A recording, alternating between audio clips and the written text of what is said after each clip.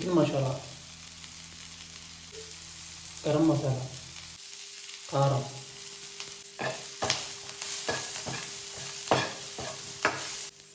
అల్లం చిన్నపాయ paste,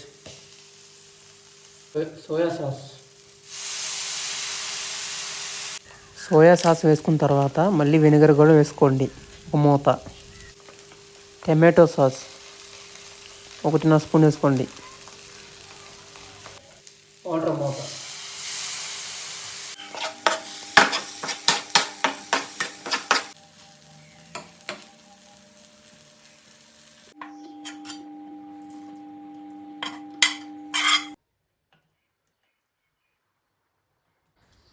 taste అయితే అదిరిపోయిందనమాట.